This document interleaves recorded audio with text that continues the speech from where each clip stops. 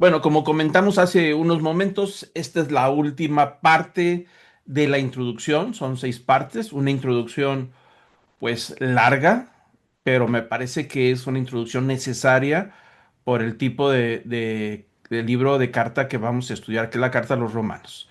Por eso nos ha llevado un poquito de tiempo en la pura introducción. Entonces, hoy vamos a ver solamente algunos detalles que nos quedan sobre comentarios del libro de Romanos y la manera en que el método que vamos a usar para interpretar el texto, ¿no? La carta, que eso es lo que nos queda. Y ya con esto terminamos la introducción y tomamos el receso de Navidad y la primera sesión en el mes de enero, pues iniciamos ya directamente con el capítulo número 1 de Romanos. Entonces, pues bueno, vamos a continuar, vamos a ver el propósito de la carta, por qué el apóstol Pablo escribe esta carta, cuál es la razón por la que es motivado a escribir la carta a los romanos. Y la razón principal es porque él quiere transmitir algunas verdades doctrinales fundamentales del Evangelio de la Gracia a los creyentes que no habían recibido este tipo de instrucción apostólica. Es decir, la iglesia de Roma, como lo hemos estado comentando, pues no sabemos exactamente quién la fundó, pero ya hay una iglesia ahí que se está formando, pero al no tener ese fundamento de enseñanza apostólica, pues el apóstol Pablo le parece que es una buena oportunidad para transmitir unas verdades importantes, ¿no? Y bueno, la oportunidad que se le presenta para escribir esta carta o la ocasión para escribirla, pues es una combinación de al menos 3 factores que él mismo comenta, ¿no? Una de ellas es la visita de la hermana Febe en Roma, como estuvimos estudiando la sesión pasada, capítulo 16, que les dice a los romanos que reciban a la hermana Febe, que la atiendan, que la cuiden, porque ella es la portadora de la carta. No sabemos exactamente a qué iba Febe a Roma. ah, Creemos que va por asuntos personales, o sea, no va exclusivamente a llevar la carta. Febe, como lo comentamos, es una diaconisa, es alguien que sirve ahí en una iglesia que está en Cencrea. Sabemos de la iglesia de Corinto porque Pablo escribe después cartas a los corintios y ahora está Pablo ahí mismo en la iglesia en Corinto, en la ciudad de Corinto, y el hecho de que haya una iglesia cercana en Cencrea quiere decir que hay diferentes grupos en hogares en diferentes partes de Grecia, no solamente en las ciudades principales. Entonces Febe es una persona que sirve ahí en la congregación. Por eso le llama diaconisa, no es un título en ese momento. Diaconisa será un título en los siglos posteriores, pero en ese momento usa la palabra diaconisa alguien que sirve y que pone sus dones al servicio de la iglesia. Entonces ella tiene que hacer un viaje a Roma. Creemos que es por asuntos personales, tal vez algunos los negocios, y el apóstol Pablo aprovecha el viaje para mandar esta carta. Es algo que está muy claro ahí mismo en la carta. La otra razón por la que escribe esta carta es porque quiere avisar a los cristianos en Roma de que él va a visitarlos a Roma, nunca ha estado en Roma, pero va a ir a visitarlos transmitiendo la idea de que va a ir de paso. Es decir, él tiene una meta, lo va a platicar él mismo en el capítulo primero, de que tiene una meta de ir a llevar el Evangelio hasta España.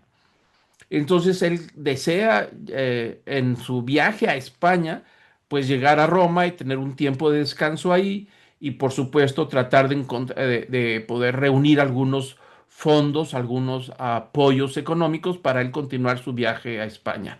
No sabemos si realmente logró ir a España o no. No hay evidencia clara de que él haya hecho ese viaje a España, pero al menos en la carta lo va a decir que tiene la intención. Entonces, el objetivo principal es ir a España, pero él quiere llegar a Roma para reunir algunos fondos y continuar su viaje. Entonces, otra de las razones para escribir la carta es avisarles anticipadamente que él va a llegar a Roma y mientras está en Roma, pues él va a querer aprovechar para poder enseñarles a los romanos algunas verdades del Evangelio que no tenían claros o al menos lo tenían confuso. Y la otra razón también, pues es una información que se extendió por algunos cristianos que venían de Roma a otras ciudades de Grecia acerca de unos problemas. Es decir, le había llegado a él, a Pablo, que en la iglesia de Roma tenían problemas entre los cristianos, problemas acerca de los judíos y los gentiles que estaban ahí conviviendo, como lo platicamos en la sesión pasada. No estamos hablando de judíos, romanos, griegos con diferentes trasfondos, y pues eso está generando ya conflictos, y parece que los conflictos que se dan entre los romanos llaman mucho la atención, porque tampoco descartamos que esos conflictos se presenten en diferentes comunidades a lo largo de todo el Imperio Romano, ¿no? Donde se está formando una congregación, ahí se están presentando conflictos. Tal vez en las comunidades o en las iglesias donde el 100% de los que asisten son de trasfondo judío, pues me parece que no hay tanto problema, pero como el Evangelio va yendo más allá de los límites de las comunidades judías, donde se están integrando gentiles, paganos de práctica pagana, entonces ahí es donde se están generando este tipo de problemas. En Roma, por supuesto, parece que la problemática es mayor, y esa es una de las razones por la cual el apóstol Pablo está aprovechando para escribir esta carta, por la problemática que se está presentando, y transmitir enseñanza que por razones de que no hay claridad de que un apóstol haya fundado esa iglesia, aunque tradicionalmente se dice que el apóstol Pedro fue el fundador de esa iglesia, pues hasta la fecha no hay concretamente una, una prueba, o vamos a decir prueba arqueológica o histórica, evidencias claras de que así fuera. Hay algunos escritos antiguos que hablan acerca del libro de los mártires, en donde se comenta que ahí murió en Roma el apóstol Pablo y el apóstol Pedro, los dos. Pero de que haya un documento con claridad, no está más basado en una tradición que en documentos históricos. Entonces, bueno, el apóstol Pablo, como lo veremos en la carta, pues manda muchos saludos, pero no manda saludos a ningún apóstol, es decir, no hay ninguno de los apóstoles que esté ahí dirigiendo la iglesia en Roma, y por lo tanto él le parece pertinente llevar enseñanza clara, madura, acerca del cristianismo, de las verdades del evangelio, que los romanos todavía no tenían. Entonces, como hemos platicado ahorita, no hay evidencia histórica, arqueológica acerca de quién funda la iglesia en Roma, pero creemos que fueron algunos judíos que estaban presentes durante aquel derramamiento del Espíritu Santo en el día de Pentecostés ahí en Jerusalén. Como lo registra el libro de los Hechos, capítulo 2, habla acerca de que había muchos judíos de diferentes partes del Imperio Romano. Entonces, se piensa que pudieron haber sido algunos de ellos que fueron a llevar el Evangelio a Roma, o regresaron a su ciudad, y ahí establecieron las primeras comunidades, ¿no? En un principio, los creyentes en Roma fueron principalmente judíos. Por lógica, sabemos que las primeras comunidades cristianas son de trasfondo judío, son judíos casi todos ellos, ¿no? Y prosélitos aquellos paganos que se hicieron judíos. Entonces son los primeros que se van convirtiendo en discípulos de Jesús. Pero posteriormente, poco a poco, se fueron agregando gentiles. El Evangelio llegó a los gentiles y se fueron agregando a las comunidades, y por lo tanto no tenían tanta instrucción en la doctrina cristocéntrica, sobre todo la que predicaba el apóstol Pablo, ¿no?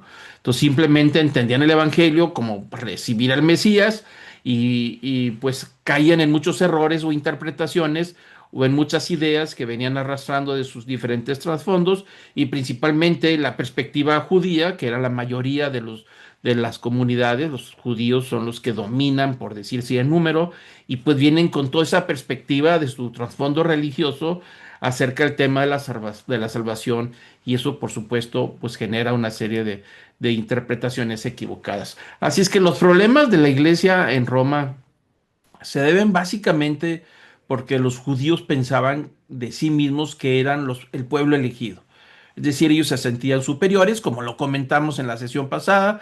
El judío se ve a sí mismo como el pueblo elegido de Dios, y los demás pues son los gentiles, los de más bajo nivel, y aquellos que son los intocables, o no compartir el tiempo con ellos. Entonces, cuando el evangelio llega a tocar a los gentiles, pues para el judío es una situación muy crítica el tener que compartir el espacio con gentiles, cuando ellos vienen de un trasfondo donde ni siquiera pueden ni siquiera saludarse, ni compartir la calle. Tenía que brincar de la acera a la otra si venía un gentil caminando, entonces siempre los veían como impuros, y ahora tienen que sentarse juntos. Entonces genera toda esa problemática donde los judíos transmiten ah, esa forma de pensar hacia los gentiles y les piden que los gentiles vayan a hacerse más judíos para poder que sean los cristianos de verdad. Es decir, el gentil viene de las religiones paganas y los judíos que dominan las iglesias primitivas, pues empiezan a exigir a los gentiles que practiquen la ley, practiquen el judaísmo, inclusive que se circunciden para poder que sean los cristianos de verdad. Y por lo tanto, pues veían a los gentiles como menosprecio, ¿no? Y sobre todo las prácticas, que también los gentiles traían algunas cosas de su trasfondo, de su vida anterior. No podemos olvidar que venían limpiecitos o puros, no, venían con muchísimas prácticas. A la larga de los siglos, la historia de la iglesia es muy clara, muchas de esas prácticas paganas, pues se fueron metiendo a la iglesia, al cristianismo, y fueron dominando, que todavía persisten muchas de esas prácticas paganas, ¿no? Pero bueno, eso ya se podrá ver cuando estudiemos la historia de la iglesia. Entonces ahí vemos el problema y los gentiles, como lo vemos, reaccionaban a esta jactancia de los judíos, sacándoles en cara que ellos ya no eran el pueblo de Dios, es decir, que ya estaban desechados ante Dios y que ahora son los gentiles los que eran superiores. Entonces ahí tienen esa lucha entre los gentiles diciéndoles, pues ustedes fueron los que crucificaron al Mesías y lo desecharon. Entonces ahí está la lucha del dominio, de quiénes van a dominar, quiénes van a dirigir la iglesia en Roma, ¿no? Que es toda una problemática. Estas rivalidades pues giran básicamente en torno de algunos puntos principales que el apóstol Pablo va a tocar en la carta de Romanos, como las obras de la ley. El apóstol Pablo le dedica casi 5 capítulos, los primeros 5 capítulos, y toca mucho el tema de la ley, es decir, las prácticas de la ley. Cuando se refiere a la ley en ese capítulo se está refiriendo a la ley judía. Es decir, lo que la ley judía demandaba de prácticas, las obras de la ley. Entonces ahí es donde estaban las rivalidades que los judíos exigían a los gentiles que deberían de practicar la ley, ¿no? El tema de la circuncisión, que lo va a tocar en el capítulo del 2 al 4, si los gentiles tenían que circuncidarse para poder que se consideran verdaderamente hijos de Dios o seguidores de Jesús. Es decir, si no estaban circuncidados, no los consideraban como verdaderos cristianos. Y por supuesto la moralidad, que él va a tocar en el capítulo 6 al 7, va a tocar ese tema de la moralidad, tanto de los gentiles como de los judíos, pero principalmente los judíos se jactaban de que los gentiles venían con sistema de valores muy inmoral, que por cierto, sí era verdad por las prácticas no solamente religiosas, sino el mismo sistema de sociedad de donde venían. Los judíos venían, por supuesto, más educados en términos de moralidad por los principios de la ley de un pueblo elegido y el pueblo de Dios, lo que Dios demandaba del pueblo de Israel, ¿no? Entonces, pues ahí el apóstol Pablo va a tocar esos temas sobre la moralidad del capítulo 6 al 7 de cómo se resuelve ese problema, ¿no? El problema del linaje, el capítulo 9 a 11, como lo comentamos la vez pasada, el tema del linaje, los judíos se sentían simplemente superiores porque ellos son el pueblo escogido. Así de sencillo, tienen un linaje muy claro, muy marcado, muy determinado, que es un linaje desde Abraham. Y lo marcan en todas sus genealogías y lo tienen con claridad. Siempre ellos se jactaban que no eran pueblo de esclavos. Así se lo dijeron a Jesús en varias ocasiones. Cuando decimos Padre tenemos nosotros, porque somos hijos de Abraham, y Jesús les regresa la palabra, dice, si fueran hijos de Abraham, pues no creerían a todo a lo que yo les estoy enseñando, ¿no? Entonces ellos presumían, e inclusive su manera de vivir, donde quiera que estaban, eran apartados de la sociedad, tenían su propia comunidad, porque todos los demás estaban contaminados. Entonces estos judíos, seguidores de Jesús, ahora tienen que abrirse un poquito o un tanto, bastante, hacia convivir con gentiles, ¿no? Pero el tema de sentirse superiores porque vienen de un abolengo, con unos apellidos, por supuesto, nobles, por decirlo de esa manera, pues genera un problema. Y el apóstol Pablo va a dedicar 3 capítulos, 9, 10 y 11, que son sumamente interesantes. Cuando lleguemos a ese momento, pues vamos a estudiarlo versículo por versículo, porque trae muchísima enseñanza y sobre todo para poder corregir unas malas interpretaciones que tenemos hasta nuestros días. Nuestros días se han heredado una interpretación a veces equivocada desde mi punto de vista acerca de todo este tema de la elección, ¿no? Y por supuesto también los problemas giraban en torno a la sumisión pagana, los, que va a tocar el capítulo 13. El apóstol Pablo va a decir cómo un cristiano debe relacionarse bajo la autoridad de alguien que no es creyente, ¿no? Y ese era un problema que los judíos tenían ya pues, más experiencia porque siempre habían vivido bajo el dominio o de romanos o de los griegos o de los egipcios y de una manera u otra sabían cómo sortear la situación frente a una autoridad que no comparte su sistema religioso. Pero ahora aquí los cristianos tienen toda una renovación de vida, todo es completamente nuevo y los gentiles ahora tienen que aprender a vivir en un sistema de gobierno en donde no simpatiza, es decir, los ven como extraños. Entonces el apóstol Pablo le dedica todo un capítulo de cómo debe de vivir ahora el cristiano nacido de nuevo frente a una sociedad que es distinta a como ellos piensan y frente a un gobierno que no simpatiza con ellos, ¿no? Y lo va a ver. Entonces, otro de los problemas que se generaban en esta iglesia en Roma, pues era el tema de la comida y los ídolos. Es decir, la comida, ¿por qué la comida? Porque los judíos, por supuesto, sabemos que tienen todas unas leyes de dietética acerca de los animales impuros y los animales puros. Y aparte del sistema kosher, que es un procedimiento exclusivamente para poder sacrificar los animales, tiene que ser un procedimiento adecuado. La sangre, el tema de la sangre y los animales impuros que no pueden comer, como el puerco y otros más. Y bueno, los gentiles no vienen con esa restricción, los gentiles no vienen con ningún problema de esa naturaleza, pero cuando hay la convivencia de las festividades o del domingo, cuando se presentaban a reunirse y compartían los alimentos, pues ahí estaba el judío con su comida kosher, todo tratado adecuadamente de acuerdo a la ley, y al lado se sentaba un gentil que venía comiendo puerco o venía comiendo algún camarón o animales impuros, ¿no? Entonces, eso, por supuesto, el solo hecho de sentarse con alguien que come eso, pues ya genera un problema.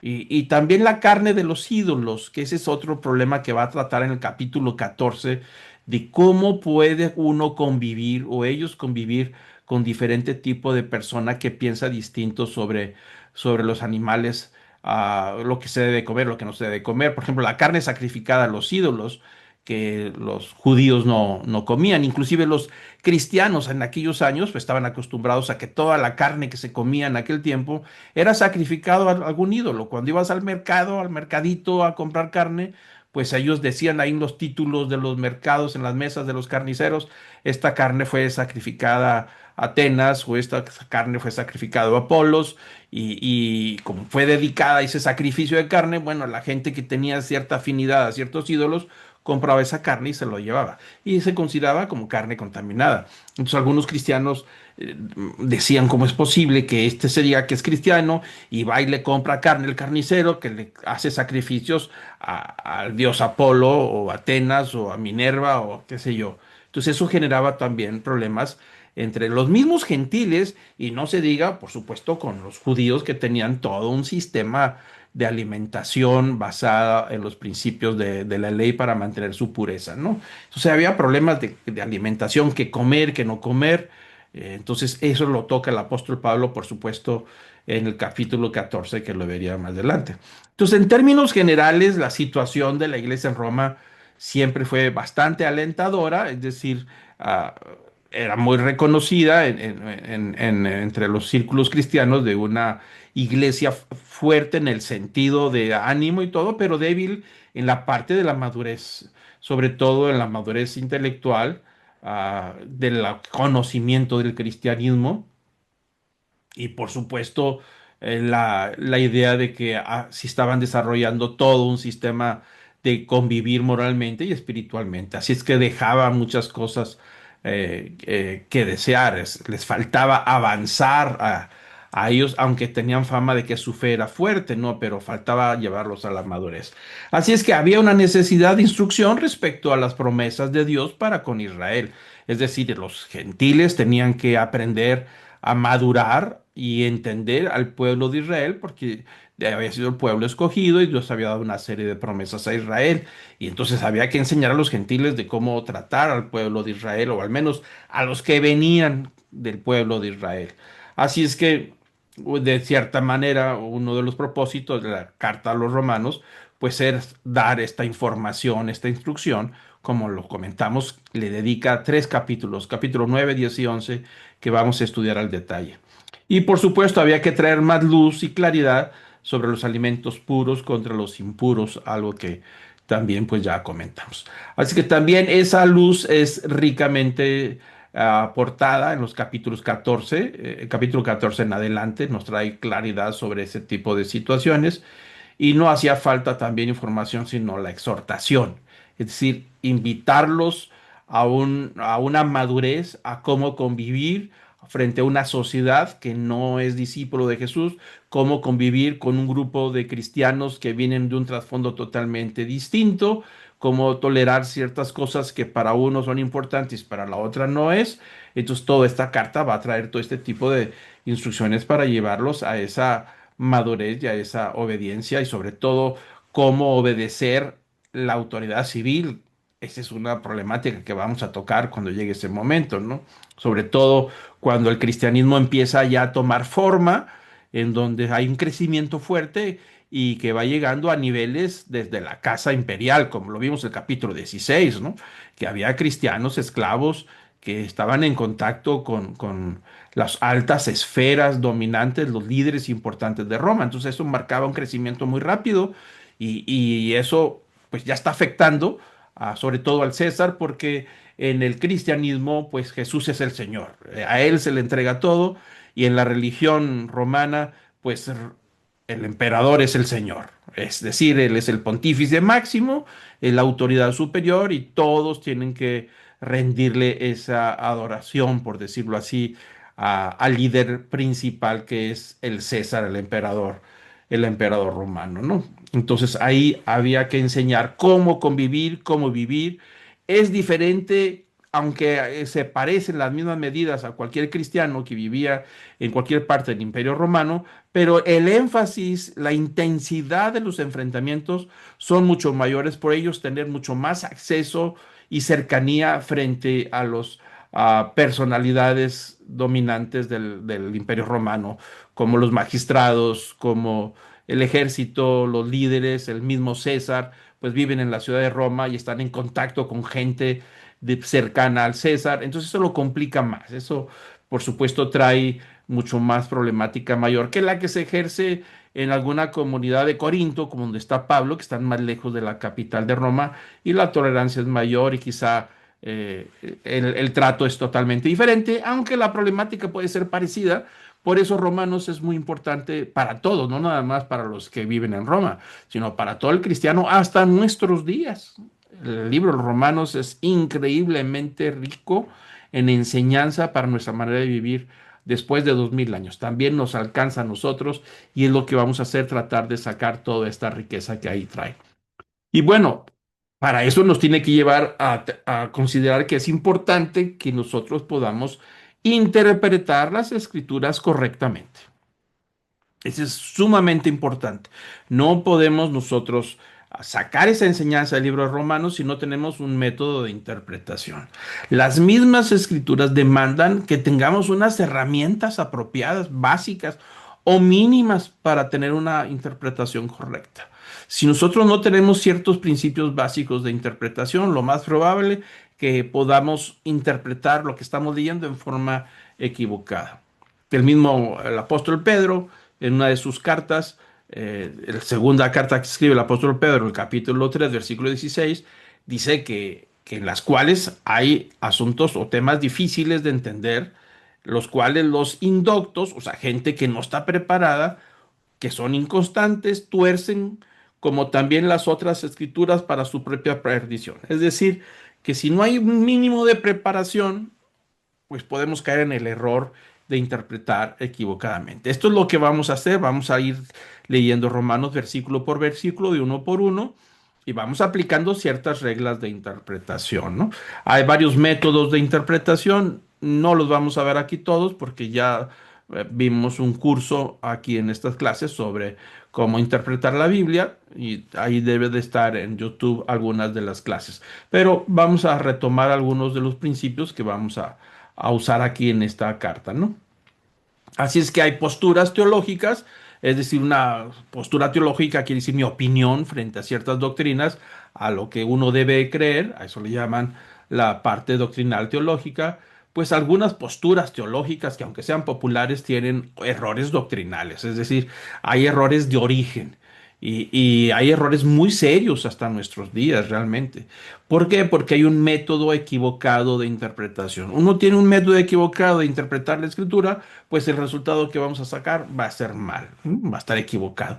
Así es que lo más preocupante es que estos errores están al alcance de cualquier persona a través de la tecnología hoy en día. Y esa es una problemática. Yo hablé hace poco en un sermón acerca de la generación que nos ha tocado vivir, que como ninguna otra generación estamos tan expuestos a tantas ideas equivocadas, que realmente encontrar la verdad es toda una aventura.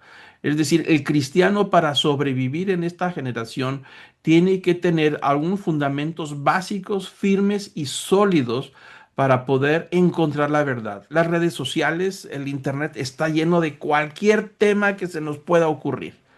Y cualquier persona, hombre, mujer, joven, niño, con un teléfono celular inteligente que ya todo el mundo tiene y una conexión a internet y que tenga un poquito de habilidad en la labia, como dicen aquí en el norte del país, tiene mucha labia para hablar, es decir, que sea habilidoso en su expresión y tenga algunas ideas, puede armar también cualquier tema que a él se le ocurrió y la gente piensa que porque está en internet, que porque está en YouTube o porque está en ciertas redes sociales, porque trae una labor muy buena de presentación de imágenes, pues es la verdad. Pero la verdad es que cualquier persona lo puede hacer y no necesariamente tiene instrucción. Algunos son muy habilidosos para hablar, muy convincentes, pero no tienen instrucción, no tienen estudios atrás y es muy fácil que ellos mismos caigan en el error. Así es que esto es muy común en nuestros días, más común de lo que uno se imagina. Por eso uno debe ser cuidadoso con lo que uno escucha, lo que uno ve en internet, y esto nos puede servir a tener las bases firmes para poder decir esto no es de Dios lo que estoy escuchando y cambiarle y buscar buenos maestros, que hay unos muy buenos ahí en internet, ¿no? Entonces ahorita está al alcance de cualquier persona y eso genera una preocupación y por lo tanto debemos de tener al menos nosotros las bases para poder interpretar correctamente las escrituras, ¿no? Y pues se le suma la importancia de que hay que comprender principios básicos para estudiar e interpretar la Biblia. Es decir, hay ciertos principios obligatorios y básicos para poder que el resultado nos dé un resultado correcto, de tal manera que podamos comprender y una vez que comprendamos el significado de la escritura, pues nos lleve a aplicar esa verdad en nuestra propia vida.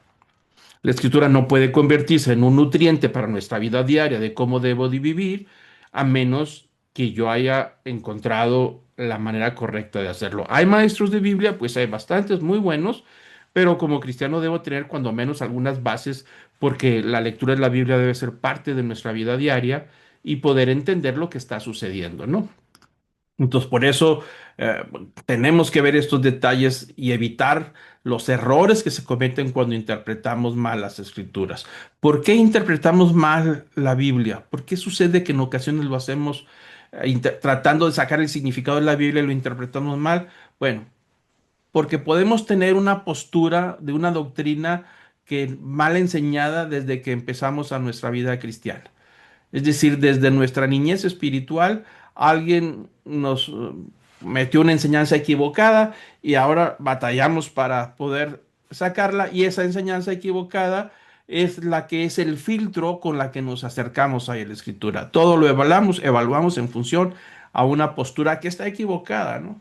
Entonces, esa es parte de la problemática que tenemos una enseñanza equivocada y el resultado también pues, será equivocado, ¿no? Otra de las razones es que eh, nos dirigimos a estudiar la Biblia o interpretar la Biblia con el propósito de encontrar las evidencias para nosotros sustentar nuestra manera de pensar personal. Es decir, yo tengo una idea sobre alguna doctrina, yo lo creo, lo pienso así, entonces me acerco a la Biblia con esa idea y ese va a ser mi cristal por el cual yo voy a leer la Biblia. Bueno, pues ese es un filtro de tal manera que si yo tengo una idea firme, una evidencia que yo quiero encontrar en la Biblia para sustentar mis posturas, ideas y doctrinales o teológicas, pues lo más probable es que vaya a sacar un error. Es decir, es un error acercarse a la Biblia para encontrar a las evidencias que a mí me hacen falta para sustentar lo que creo. Es a la inversa, es decir, yo debo de creer lo que la Biblia enseña, pero si yo tengo una idea equivocada y quiero buscar en la Biblia, me voy a meter a interpretarlo. Ahora, eso es más común de lo que se imagina, ¿eh? En nuestros días, que hay toda vamos a decir, en el cristianismo actualmente, como lo he platicado, con toda la exposición que tenemos a la cantidad enorme de comentaristas, de gente que habla de la Biblia y habla de Dios en las redes sociales, en internet, por supuesto, ha habido una problemática muy fuerte con respecto a la situación de la nueva era y las nuevas ideas de religiones orientales que se han tratado de meter a la iglesia y que se han metido en algunas de las ocasiones, muy sigilosamente, muy sutilmente se han metido. Entonces algunos de nosotros tenemos inclusive algunas ideas equivocadas, pero no son bíblicas, pero suenan muy bien. Entonces, ¿qué es lo que hacemos? Tratar de encontrar en la Biblia el argumento necesario para poder yo seguir manteniendo esa postura. Y ese es un error. Es decir, si alguien nos dice que esta lo cual práctica o creencia está equivocada, entonces me voy a la Biblia a buscar todo lo que pueda encontrar para poder yo sustentar lo que lo que quiero creer. Entonces, por supuesto, cualquier interpretación que vaya a sacar de la Biblia porque quiere sustentar una idea, porque está convencido de eso, pues va a encontrar en la Biblia lo que no hay. Entonces, a veces hacen hablar a la Biblia cosas que la Biblia no dice. Es decir, forzar un pasaje para que diga algo que no está diciendo. Y entonces así ya con eso nos sentimos en paz de que nuestra creencia está sustentada. Entonces eso es muy común en nuestros días porque hay toda una introducción de ideas pseudoespirituales y pseudocristianas que se han disfrazado de un cristianismo que no es y que no aparece en la Biblia, no está ahí. Y entonces ese es parte del problema cuando queremos encontrar lo que no hay y forzamos a las escrituras a que digan algo que no quiere decir, ¿no? Otro de la problemática es la falta de reglas sólidas que sean correctamente aplicadas a la interpretación bíblica. Es decir, hay reglas firmes para interpretar. Nosotros no podemos llegar y establecer nuestras propias reglas. Tenemos que llegar a ciertas situaciones, reglas básicas. Entonces, si nosotros no tenemos reglas sólidas que sean correctamente aplicadas, es decir, yo tengo un principio de interpretación, pero si lo aplico equivocadamente, la interpretación va a ser equivocada. Entonces, interpretamos mal las escrituras porque dice que la escritura dice tal o cual tema, pero estamos aplicando mal las reglas, es decir, no dice. No dice, pero lo hacemos que diga porque no tenemos esas reglas sólidas, firmes y básicas, ¿no? Otro de los problemas es porque hay un exceso de énfasis en algunos versículos y pasajes por encima de otros. Y a la hora de interpretar, por supuesto, le damos más importancia a ciertos versículos y de ahí sacamos nuestra interpretación. Es decir, nosotros no podemos forzar o obligar un versículo dándole una importancia cuando la misma Biblia no le está dando la importancia. Por ejemplo, en Romanos vamos a tocar un versículo, unos que están ahí presentes. Desde mi punto de vista, se les ha dado en especial un versículo, se le ha dado tanta importancia que ha cambiado la historia de teología en los últimos 100 años, en un solo versículo. Entonces, es un error de interpretación que un versículo domine tanto una doctrina, una idea, cuando no hay un fundamento firme. Es decir, si la Biblia quiere transmitir una doctrina o una enseñanza, pues tiene que estar respaldada por otros pasajes de la Escritura en otros lugares. Es decir, es toda una comunidad de idea que está respaldado en otros versículos para poder sustentar una verdad.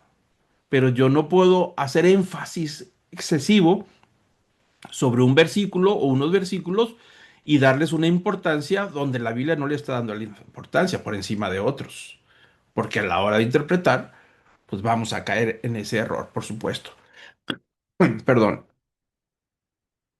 Entonces, ¿por qué otro de los errores que nos lleva a interpretar mal es porque no consideramos los abismos y las distancias entre nuestros días y los 2000 años atrás? No podemos olvidar ni dejar a un lado el tener presente que vamos a leer una carta que fue enviada desde una ciudad griega a una ciudad romana hace casi 2000 años. Ya llovió, ya tembló. Reinos se levantaron y reinos se cayeron. Ha cambiado, todo ha cambiado. El mundo en el cual fue escrita esa carta, tanto en Grecia como en Roma, hacia donde se dirigió, no se parece en absoluto a lo que nosotros vivimos.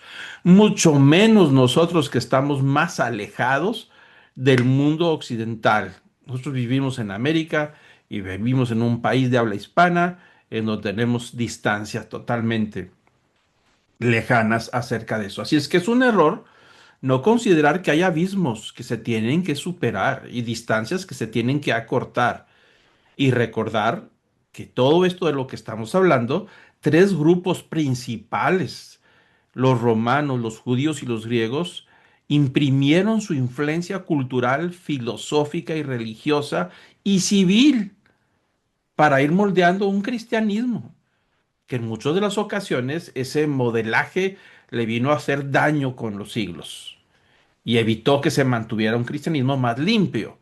Pero ahí está la influencia de todo esto. Tan es así que la palabra, por ejemplo, basílica, es una palabra que al escucharla nosotros lo primero que pensamos es en una iglesia. Pues no, la palabra basílica viene de los edificios civiles de Roma. Ahí es donde estaban los jueces, los magistrados, eran edificios, construcciones de tipo gubernamental y tiene que ver básicamente con un estilo arquitectónico, la manera en que se presentan las bóvedas y sus columnas en el interior, pero esos tipos de edificios pertenecen a la obra civil, al trabajo civil, a las reuniones, magistrados, es un tipo de construcción. Bueno, pues los romanos influyeron tanto que actualmente la palabra basílica la asociamos 100% a una iglesia, principalmente una iglesia católica.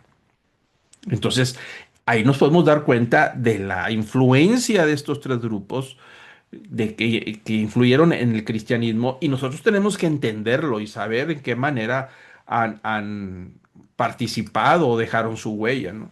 Entonces hay al menos cinco abismos o cinco distancias que tenemos que considerar. Obviamente todo esto que yo les estoy diciendo no tiene que memorizarlo, no tiene que ser un especialista en hermenéutica, que son las reglas que se usan para una perfecta o al menos una correcta interpretación, sino cuando menos que tengamos una idea, porque yo sé que algunos se ponen a leer Romanos o otros libros y les cuesta decir, no le entiendo lo que está pasando. Bueno, esto nos va a ayudar a entender un poquito más.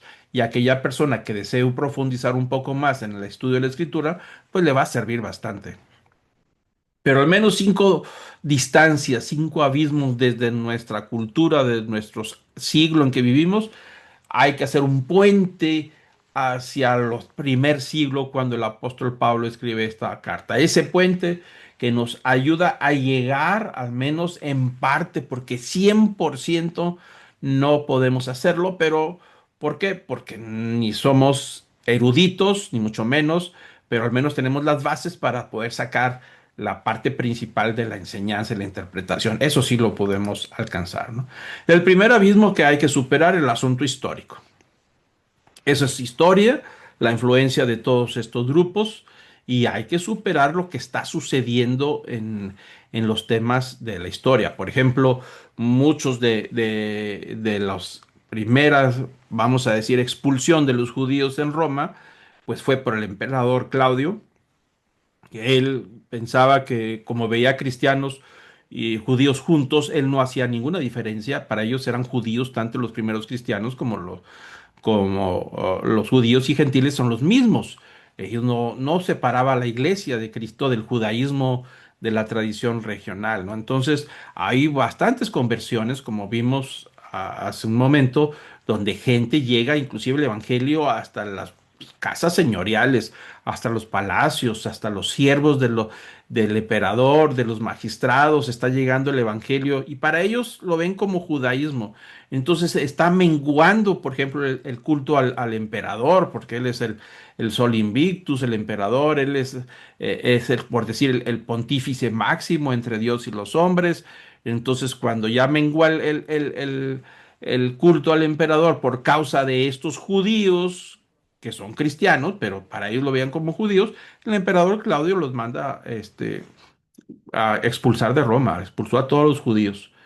Y entonces eso provocó que todos los judíos cristianos que estaban en Roma tuvieron que salir de Roma y se fueron a Corintio, se fueron a otros lugares, a otras ciudades, a Éfeso, se regresaron a Jerusalén, por supuesto. Pero los paganos, los que se hicieron cristianos, que vienen de la región pagana, pues ellos se quedaron ahí, porque ellos no eran judíos, ¿no?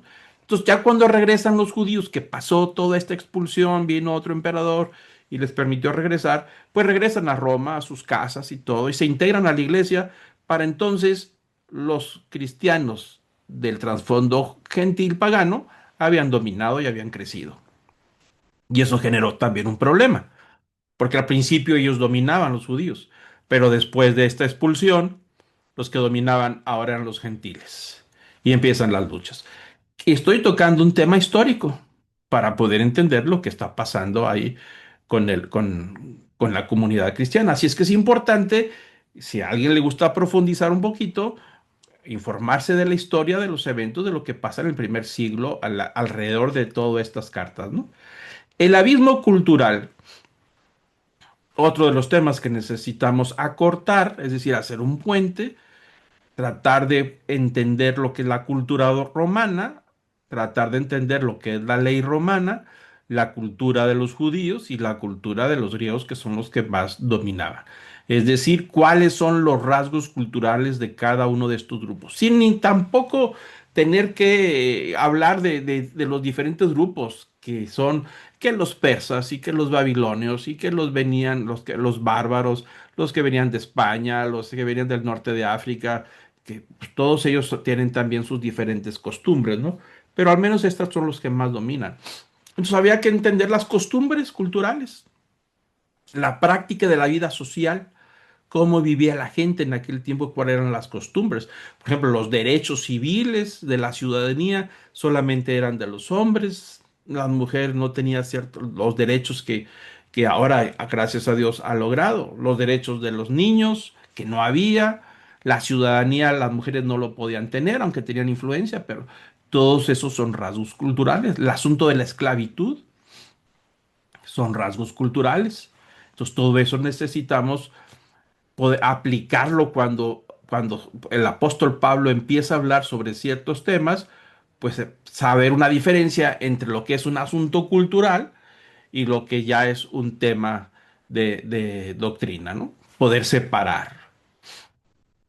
Otro de los abismos, que es el abismo lingüístico, es decir, es un idioma. El apóstol Pablo escribe en griego el idioma culto, por decirlo así, pero es un griego koiné, porque hay dos tipos de griego, el griego de la filosofía, el de la cultura, pero el griego koiné es el griego popular, el del mercadito, es el griego de las calles, el de la gente popular, es el que se practica todos los días. Entonces, tener que explicar unas verdades espirituales que fueron declaradas por Jesús en el idioma arameo, porque ni siquiera fue el hebreo, Jesús hablaba arameo, aunque el hebreo era el idioma de la religión judía, pues eso tuvo que explicarlo en griego. Y entonces en griego tiene profundidades que no le da el idioma arameo, ¿no? Entonces hay ciertas limitaciones lingüísticas que para nosotros no se pueden siempre traducir. Hay palabras en las diferentes lenguas que no hay una traducción exacta, no pueden ni traducirse literalmente, ¿no? Se tiene que buscar una palabra equivalente, es decir, que pese más o menos lo mismo, más o menos, pero no se puede traducir 100%. Entonces, al menos tenemos que tener alguna idea de eso. Y por supuesto, como le digo, no tienen que ustedes ser especialistas en lingüística, pero al menos tener que entender de que hay palabras difíciles y ahí es donde tenemos que ir a buscar diccionarios bíblicos, a buscar palabras en internet. Ya están todas esas herramientas gratuitas para el que quiera profundizar un poquito más, puede ir aprendiendo cada vez más. El abismo de la geografía, por supuesto, los límites del Imperio Romano. Por ejemplo, cuando dice el apóstol Pablo en algunas ocasiones, cuando decía que por todo el mundo se ha extendido el Evangelio. ¿A qué se refiere todo el mundo? Se refiere que la China, las islas allá lejanas, Rusia, la isla de Sajalín, Siberia. No, no, él está hablando, todo el mundo significa los límites del Imperio Romano. Entonces ahí hay un abismo geográfico que uno tiene que entender cuando se refiere a todo el mundo. Ahí es donde podemos ver que hay una diferencia en las cuestiones geográficas. Las ciudades han cambiado de peso actualmente, ¿no? Roma, pues, ¿cómo era Roma? Corintio, ¿qué tan importante era Corintio? Jerusalén, va cambiando la geografía. Todo el cristianismo nace en Jerusalén, pero Jerusalén ya para el segundo siglo ya no es tan importante por toda la destrucción que hubo del templo, la expulsión de los judíos, y ya Roma va alcanzando una preeminencia frente a los demás patriarcados, Alejandría, Antioquía, Constantinopla inclusive, pues todos ellos van tomando diferente peso geográfico frente a todo lo que se va moviendo de las ciudades que van floreciendo y las que se van hundiendo, ¿no? Entonces eso también nos debe ayudar sobre el tema. El abismo filosófico, que es también importante, el cristianismo fue influido por la filosofía griega, es indudable. Los primeros siglos, muchos de los convertidos que venían de trasfondo griego eran grandes pensadores y querían empatar la verdad del Evangelio con ciertos principios platónicos, estoicos, filosóficos, y ahí en ciertas ocasiones después cometieron varios errores de sustituir ideas filosóficas griegas por principios bíblicos, ¿no? Entonces ahí está abismo que uno tiene que distinguir cuando es una influencia de la filosofía o no, ¿verdad? Entonces, bueno, ahí esos son los estorbos que nos, si no los consideramos, podemos caer en una mala interpretación de la Biblia. Pero bueno, vamos a comentar algunos principios básicos para una correcta interpretación. Esto es mucho más amplio que lo que yo voy a comentar, porque son herramientas o reglas de hermenéutica. Y la hermenéutica es una palabra que tiene su origen Hermes, en un dios Hermes. De ahí viene hermético, hermenéutico, es decir, lo que está cerrado, lo que está guardado del dios Hermes. Hermes era el ídolo, el dios de los griegos encargado de llevar la comunicación entre los dioses y los hombres. Hermes es el mismo que Mercurio en la versión romana. Acuérdense que Mercurio como viene y Hermes como es, pues es un mensajero que tiene alas en los tobillos y unas alitas en la espalda y un casco con alas que lo inclusive lo usan como símbolo los grandes empresas de paquetería o mensajería siempre tienen un simbolito de un hombre con alas en los tobillos y casco con alas. Bueno, ese es Hermes o Mercurio, cualquiera de los dos, pero es el mensajero. Entonces ahí viene la raíz de la palabra hermenéutica, de que ellos traen un mensaje secreto, guardado, y entonces la hermenéutica actualmente se usa no solamente en la Biblia, sino en cualquier manuscrito, en cualquier libro que uno quiera interpretar, pues se ha desarrollado una serie de reglas importantes para poder lograr acortar las distancias de las que estamos hablando, ¿no? Y para nosotros, voy a citar algunas, no todas, pero es importante que en cuanto sea posible, tomar las palabras en el sentido usual y ordinario. Es decir, estamos leyendo la Biblia, estamos leyendo los evangelios, las cartas, y lo primero que tenemos que hacer es tomar el sentido natural de lo que se está diciendo. Parece fácil, pero la verdad es que a veces tenemos la tendencia de sacarle un mensaje oculto de lo que dijo. Y eso es parte del error, y lo vamos a comentar inclusive en algunas clases aquí en Romanos, en donde hay pasajes que Jesús dijo algo y entonces dice, ah, dijo esto y esto y esto. No, no nos está refiriendo a otra cosa. ¿Por qué no tomamos el sentido natural de la conversación que está sucediendo? Lo dijo de esta manera y así es. No, pero es que hay un significado oculto atrás. No, por ahí no es. Entonces, el primer paso es leer en forma natural y seguir la secuencia natural, el sentido natural y ordinario de lo que se está leyendo. No precipitarnos, ¿no? El punto número dos es tomar las palabras en el sentido que se indica en el conjunto de la frase. Por ejemplo, en Romanos nos vamos a topar con la carne, la palabra carne. Entonces, ¿cómo sabemos que se está refiriendo a la carne, carne de nuestro cuerpo, o se está refiriendo el apóstol Pablo a la carne de nuestra naturaleza carnal? Porque lo va a hacer. Él va a empezar a hablar de la carne y nosotros tenemos que distinguir si está hablando de nuestra carne física o está hablando de nuestra naturaleza carnal, es decir, la concupiscencia, lo que nos lleva al pecado. La palabra es la misma, pero poder saber la diferencia tiene que ver con toda la frase completa. En español también tenemos algunas palabras que para poder encontrar el significado habría que verlo en el contexto de toda la frase de lo que se está hablando. Eso es lo que encontramos el verdadero significado. Bueno, ese principio lo tenemos que aplicar también a la Biblia. El sentido de las palabras en el conjunto total de la frase completa de lo que se está hablando, ¿no?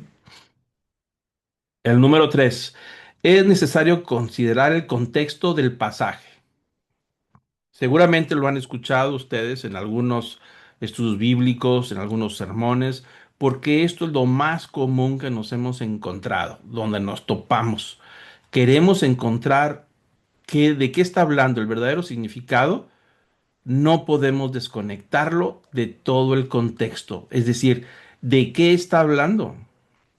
¿Con quién está hablando? ¿Por qué está diciendo lo que dijo? Ese es el contexto. ¿Qué le orilló a que tuviera que decir esas palabras? ¿Qué le motivó al apóstol Pablo a tener que decir eso? ¿Por qué razón lo tuvo que decir? Bueno, es el contexto y el contexto viene atrás y también adelante. Entonces, para poder, si algo no lo entendemos, pues hay que regresarse atrás y empezar a ver por qué razón está diciendo lo que está diciendo. Si nosotros solamente desconectamos todas las palabras de su contexto, pues seguramente tenemos una interpretación. Desde mi punto de vista, el tema de lo que les he hablado en Romanos 9, 11 y 12, que hay 9, 10 y 11, hay un versículo que me parece que está descontextualizado, que si no están considerando lo que el apóstol Pablo está diciendo. Y el resultado es una interpretación equivocada que todavía hasta nuestros días se está usando. Y se está usando en forma equivocada. Por ejemplo, hay un pasaje que seguramente ustedes han escuchado antes. Todo lo puedo en Cristo que me fortalece. Así dice la Biblia. Y bueno, pues suena muy positivo. Y suena muy agradable, y más en nuestros días, y más si tenemos problemas económicos, y más si tenemos alguna enfermedad, más si tenemos alguna dificultad, pues nos encanta este versículo y lo podemos escribir y lo podemos pegar ahí al lado del escritorio para estarnos recordando que todo lo podemos en Cristo que nos fortalece. Bueno, es una mala interpretación pensar y aplicar ese versículo a todas las áreas de nuestra vida. El contexto de ese pasaje nos va a decir a qué se está refiriendo. Y el apóstol Pablo está hablando de ese contexto, en el contexto de que está hablando de la predicación de la palabra, está hablando del llamado de Cristo, está hablando de la meta que Cristo ha puesto y de Él nos ha llevado para poder predicar el Evangelio y que vamos a encontrar dificultad, pero aún con la dificultad y el sufrimiento que va a haber, bueno, vamos a encontrar la fortaleza necesaria en Cristo para poder seguir avanzando. Pero no lo puedo aplicar a un problema que yo mismo generé en mi trabajo y que están a punto de perder el trabajo y que me estoy desanimando y entonces voy a decir, pues todo lo puedo en Cristo que me fortalece. Tú puedes, tú eres fuerte, tú eres grande, el firmamento está a tu favor, solamente decláralo. Acuérdate lo que dice la Biblia, todo lo puedo en Cristo que me fortalece, es que no se desanime, no se desmorone, usted va a poder. No, no se refiere a eso. Es una mala aplicación del contexto. Otro ejemplo de una mala aplicación del contexto es cuando a veces hemos escuchado por ahí que decimos, pues como dice la Biblia, cree en el Evangelio y serás salvo tú y toda tu casa. Es decir, mis hijos, mi esposo o mi esposa, mis tíos, mis padres o mis hermanos, aunque no sean cristianos, se van a salvar porque dice la Biblia que si yo creo en el Evangelio, se van a salvar ellos.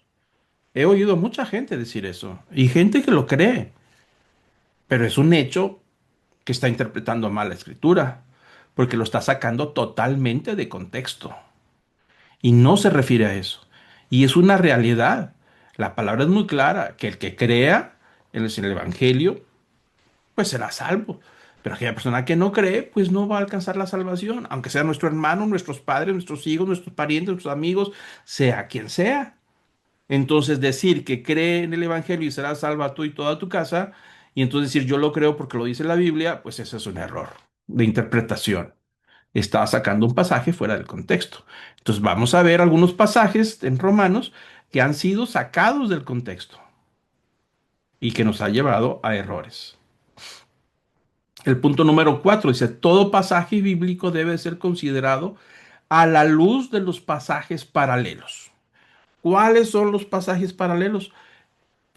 Pasajes de la escritura, ya sea del mismo libro, en otros capítulos o en otros libros de la escritura, que hablan el mismo tema y que transmiten la misma idea. Es decir, el pasaje de la escritura debe ser considerado a la luz de otros pasajes que están diciendo lo mismo. En los evangelios es muy común. ¿Por qué? Porque narra muchos de los eventos y declaraciones de Jesús y casi hay tres evangelios principalmente que son evangelios que narran los mismos eventos de diferente perspectiva. Entonces es muy importante que entendamos el contexto. Por ejemplo, la luz al pasaje paralelo. Por ejemplo, hay un pasaje donde Jesús dijo, ciertamente, cuando veas que la higuera ha florecido, o sea, en sus propias hojas, sabrán que entonces que el reino de los cielos está cerca. Entonces hay gente que lo ha interpretado de que una vez que la higuera está dando sus primeros brotes, se lo está aplicando a Israel, que en 1948 se estableció el Estado de Israel, y citan ese pasaje para decir, eso es una profecía cumplida. Pero si uno busca el pasaje paralelo de ese versículo de la higuera, cuando Jesús dijo ese versículo, lo dice en Lucas y junto con el de Mateo, uno va a entender que Lucas está diciendo cuando vean que los árboles o las ramas están brotando, quiere decir que el verano se acerca. Eso es el mismo pasaje, pero está hablando de una interpretación, la misma, pero con diferentes palabras. Entonces, ahí lo vamos a ver también con más detalle, pero ese es un claro ejemplo de que a veces olvidamos que hay otros pasajes que hablan del mismo tema. Entonces, siempre hay que considerar los pasajes paralelos cuando existe. Cuando no existen pasajes paralelos, pues nos quedamos hasta ahí.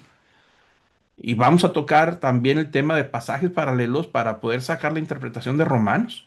Como acabo de decir, el pasaje de que el pueblo de Israel se fundó en 1948 y que era una profecía cumplida cuando Jesús dijo cuando vean que el verano, cuando vean que la higuera empieza a brotar es porque el verano está cerca, refiriéndose a Israel.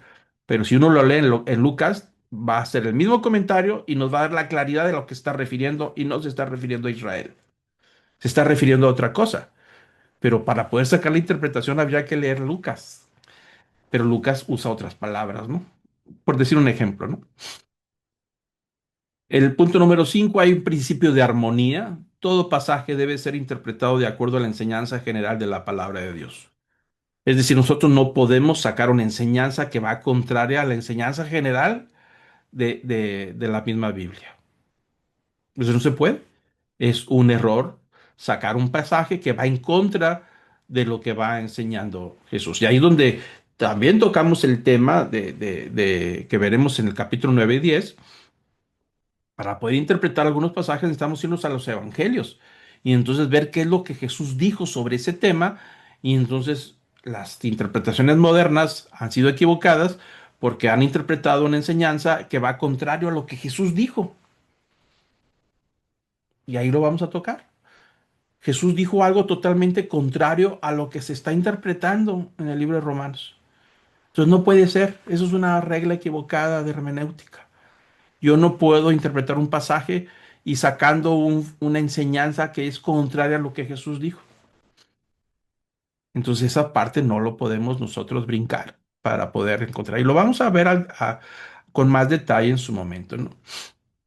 El punto número 6, tenemos que tomar en cuenta la gramática básica del mismo pasaje. No vino es diferente a no vino. Son cosas distintas. Digo, las comas, los que ustedes tienen más experiencia académica, saben la importancia de la gramática básica. Y gramática básica no estoy hablando de poder entender todas las estructuras gramaticales, que ese es bueno, pero la básica, donde hay coma, hay coma. Donde dice punto, punto. Los acentos cambian el sentido de las palabras. Entonces es muy importante tomar en cuenta la gramática del pasaje para poder encontrar lo que se está diciendo. Punto número 7. Respetar los principios de distinción de las realidades como Dios lo hace. Es decir, tenemos que respetar principios que son distintivos de la realidad como Dios lo ha puesto de esa manera. Por ejemplo, aplicar un principio de la vida diaria, de la conducta de un judío en el Antiguo Testamento, aplicárselo al creyente en el Nuevo Testamento es un error. Son principios de distinción. Por ejemplo, hay pues una imagen de unos camarones, que es parte de la problemática de los judíos y los gentiles en el libro de Romanos. Y Pablo va a tratar ese tema en los capítulos 13 en adelante. Pero, por ejemplo, para el judío del Antiguo Testamento es un principio básico de los animales impuros. Ellos no pueden comer ningún tipo de pez que no tenga escamas. La ley solamente les permite comer peces con escamas. Esa es parte de la ley de los animales puros para que ellos no pierdan su santidad ritual. Son un pueblo santo y hay un sistema de mantener la purificación levítica, es decir, de poder mantenerse como pueblo santo. Si rompen esos principios, ellos van a perder su pureza ritual. Y eso es muy importante. Sin pureza ritual no se pueden acercar a los sacrificios. Tienen que mantenerse santos, tienen que mantener la tierra santa. Pero eso no aplica al creyente que ha sido justificado por Cristo y santificado por Cristo en la cruz. Perdón. Nuestra santificación, nuestra vida nueva ha sido por la sangre derramada en Cristo. Entonces, ¿aplica a nosotros o no aplica? ¿Puedo comer puerco o no puedo comer puerco? ¿Puedo comer pescado que no sea con escamas? Bagre, por ejemplo. Ciertos animales que no tienen, peces que no tienen escamas, me los puedo comer. El pulpo, puedo comer pulpo. Los crustáceos como camarones y jaivas y todo eso que estaban prohibidos, ¿los puedo comer? Bueno, entonces es un error de interpretación el asumir que Dios da una distinción al creyente judío para mantener la santidad en su pueblo y lo mantiene y que entonces ahora el nuevo nacimiento en Cristo Jesús tiene que aplicarse igual. Es un error de interpretación. Aunque ciertamente tiene orígenes con un sentido. Por ejemplo, el puerco, si nos trasladamos 2000 años atrás, pues la calidad de la higiene de la crianza de los animales, pues es totalmente distinta a la de ahora. El puerco es casi un carroñero, puede estar comiendo todo el día en un basurero y revolcarse en los lodazales por cuestión de su temperatura, porque tiene un cuero muy grueso y una capa de grasa muy gruesa.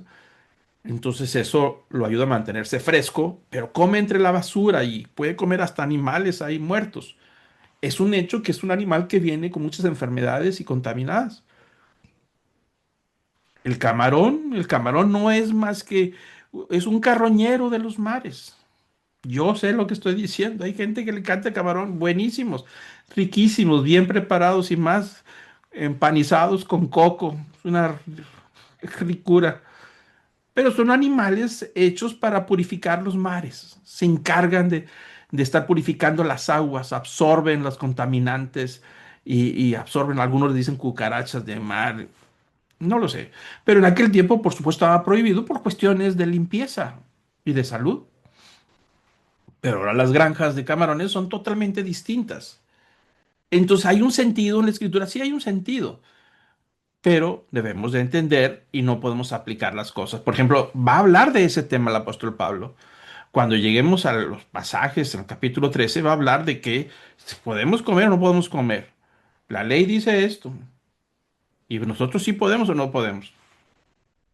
De ahí vamos a hablar. Entonces es un error aplicar a nuestros días, por ejemplo, el caso de que las mujeres cuando iban a la iglesia en el primer siglo tenían prohibido hablar.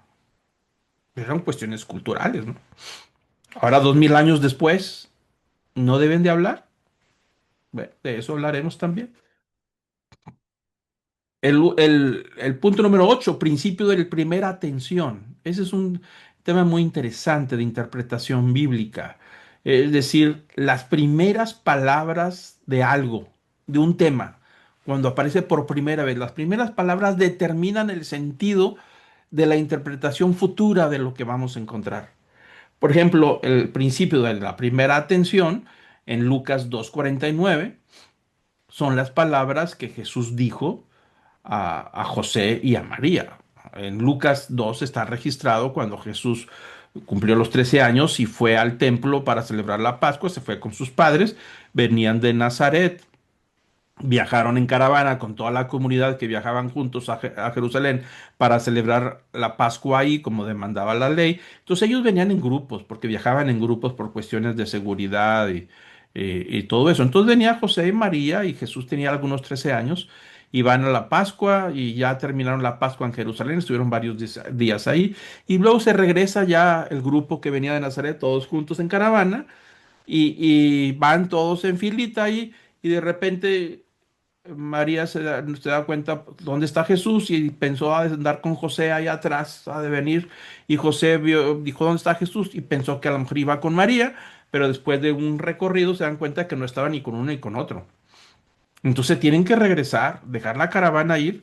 Ellos se regresan al templo para buscar a Jesús entre tanta multitud de tanta gente y lo van encontrando en el templo, en los pórticos, platicando Jesús con los sabios, la gente estudiada, los conocedores de la ley, todos ellos. Ahí está rodeado de todos ellos, platicando, le hacen preguntas y Jesús responde de una manera sobresaliente, es decir, con sabiduría y los tenía a todos con la boca abierta de las respuestas de Jesús. Obviamente, cuando lo encuentran Jesús, José y María a Jesús, hay unas palabras de reclamo y les dice María, le dice Jesús, ¿por qué nos has hecho esto? ¿Por qué nos hiciste esto? Por qué te quedaste y nos provocaste toda esta situación? Las primeras palabras registradas de Jesús en los evangelios son estas. La primera vez que oímos unas palabras de Jesús, a los 13 años.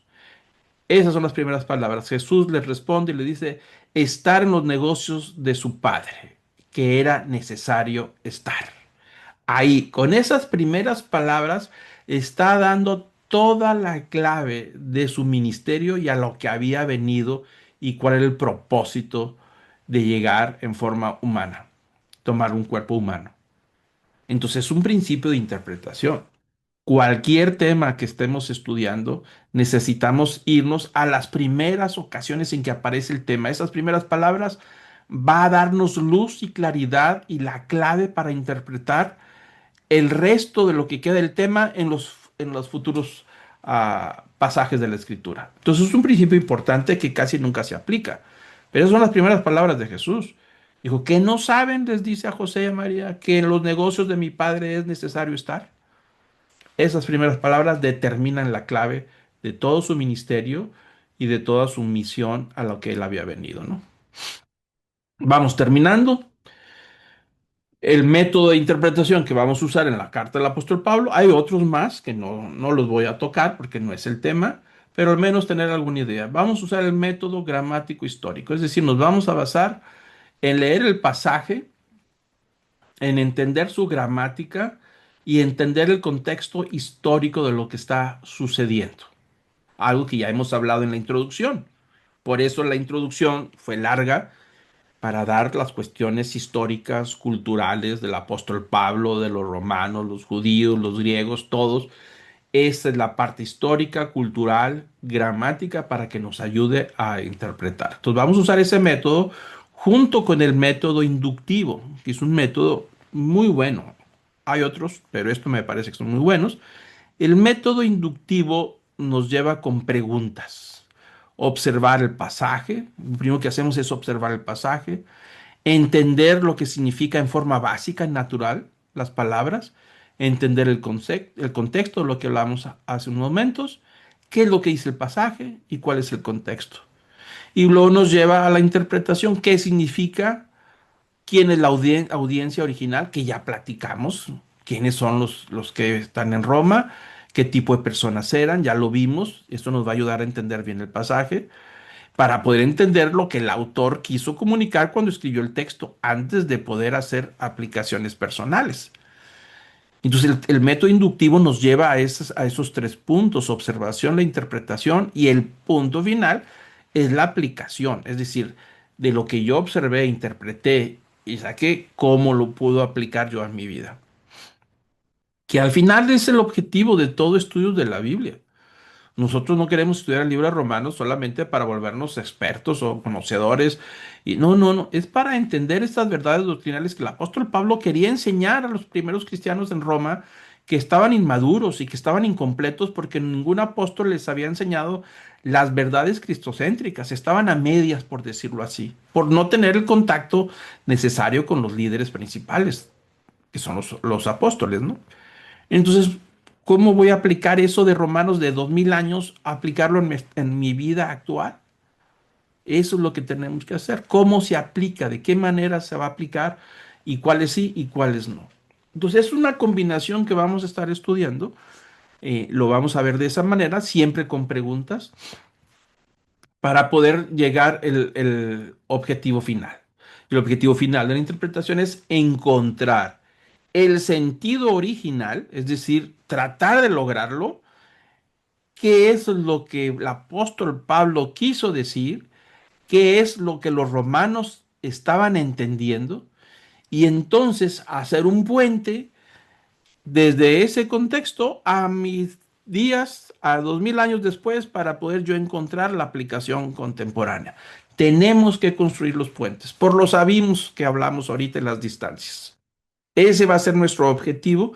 ¿Cómo aplica Romanos 9, 10 y 11? Que es aunque no lo crea, estos capítulos son tan actualizados en este momento que nos ha tocado vivir por todo el tema de Israel, todo el tema de las guerras, el tema inclusive hasta tiene que ver con los Estados Unidos y los republicanos. Todo eso tiene que ver en Romanos 9, 10 y 11. Tiene que ver con la construcción del templo, sí o no, tiene que ver con eso. Entonces, es importante llegar al sentido original para poder aplicarlo a nuestra vida actual y en mi vida personal, cuando él llegue a tocar temas que son de índole personal. Entonces, bueno, hasta aquí con esta parte de la última parte del tema de la introducción. Voy a leer los primeros 7 versículos del capítulo 1 de Romanos, con lo que vamos a estudiar regresando del tiempo de reposo de Navidad, del receso de Navidad.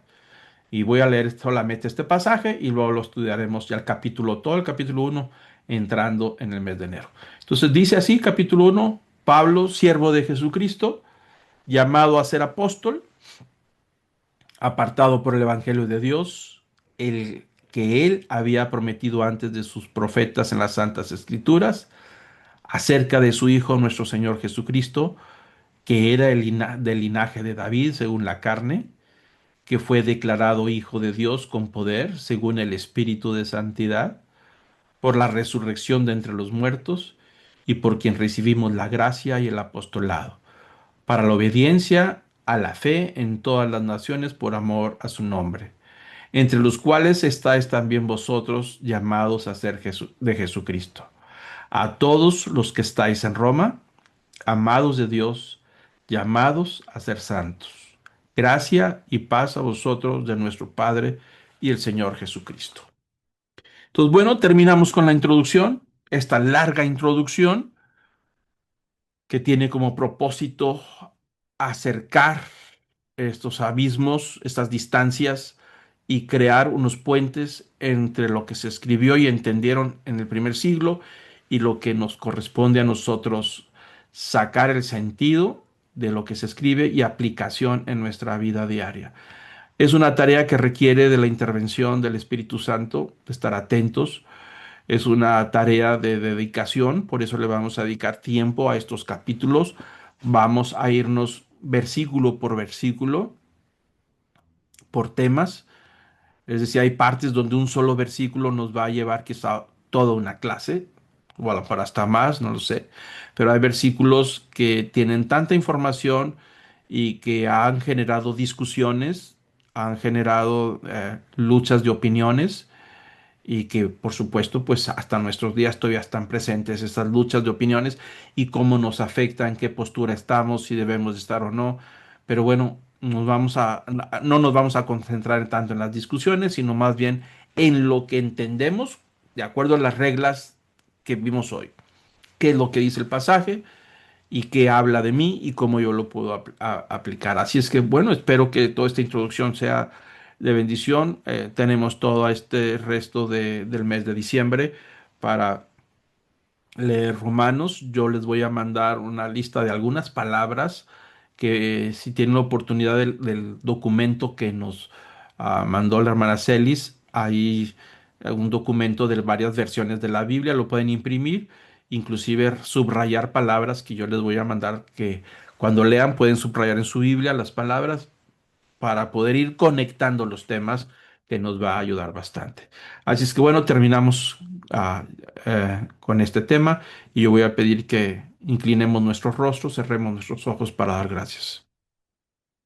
Amado Padre, gracias Señor te damos por este tiempo que nos has dado de poder estudiar esta introducción, de poder entender la cultura, de poder entender parte de la religión judía, los griegos, los romanos, las circunstancias que llevaron a Pablo a escribir esta carta de la vida en Roma de los primeros cristianos, sus luchas, sus problemas, de cómo poder superar una vida social, una sociedad que les es contraria, sus persecuciones, pero al mismo tiempo de poder entender las verdades que nos aclaran, que nos enriquecen y que nos nutren nuestra alma y nuestro espíritu. Gracias, Señor, por esta palabra y te pido que tu Espíritu Santo nos guíe en la nueva etapa de poder empezar capítulo 1 de Romanos, que tú nos vayas guiando paso a paso en toda esta enseñanza. Señor, gracias, Señor, por este tiempo. Bendice a cada uno de mis hermanos, a sus familias, sus trabajos, sus relaciones personales, con sus hijos, sus esposas, su esposo, sus padres, en sus trabajos, con sus empleados, Señor, que tú seas abundante con ellos, que no falte, Señor, tu presencia y que tu Espíritu Santo siempre esté presente. Gracias por cada uno de ellos, bendícelos y te damos gracias en el nombre de Cristo Jesús. Amén.